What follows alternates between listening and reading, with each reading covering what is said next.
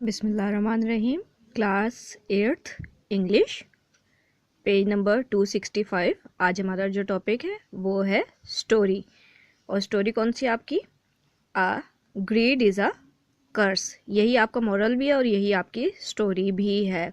Story के जैसे कि बच्चों आप जानते हैं कि 3 पार्ट्स होते हैं। एक होता है उसका बिगनिंग यानी कि उसका स्टार्ट, दूसरा होता है फिर उसका मिडल होता है यानी कि दरमियान, और तीसरा होता है एंड, और एंड में ही उसका मॉरल भी होता है। आए स्टोरी को देखते हैं। Once a dog was very hungry. एक दफ़ा एक कुत्ता बहुत ज़्यादा भूखा था। He stole a piece of meat from a butcher shop. उसने कसाब की दुकान से, बुचर शॉप कसाब की दुकान से, स्टॉल चोरी किया, पीस टुकड़ा of meat, piece of meat गोश्त का एक टुकड़ा उसने कसाब की दुकान से चोरी किया। He wanted to eat it at a lonely place. वो उसे एक अकेली जगह पे खाना चाहता था, बैठ के खाना चाहता था। There was a stream flowing on his way. उसके रास्ते में एक दरिया या स्ट्रीम, नदी को कहा जाता है, नदी बहती थी। While cross there he was running over the bridge. जब अब वो भाग रहा था ओवर द ब्रिज, पुल के ऊपर से, he happened to look down in the water. उसने पानी में झांका। There he saw his own reflection. वहाँ उसे अपना रिफ्लेक्शन नज़र आया, यानी कि अपना ही एक अक्स नज़र आया। He took it as another dog. उसने उसे दूसरा कुत्ता समझा।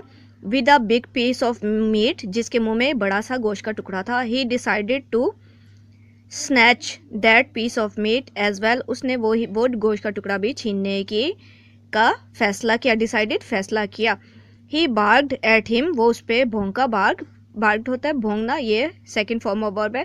एट हिम क्योंकि स्टोरी हमेशा पास्ट टेंस में होती है। He barked at him and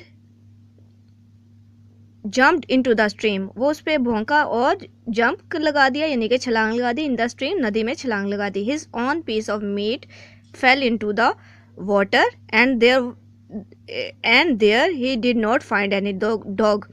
उसका अपना जो टुकड़ा था वो भी पानी में गिर गया और उसे दूसरा कोई कुत्ता ना मिला वहाँ, दूसरा क्योंकि कोई कुत्ता था ही नहीं। मॉरल इसका लिखेंगे, ग्रीड इज अ कर्स। लालच बुरी बुरा है। आल ग्रीड आल लॉस। जितनी ज़्यादा लालच होगी उतना ज़्यादा नुकसान होगा। Do not be greedy.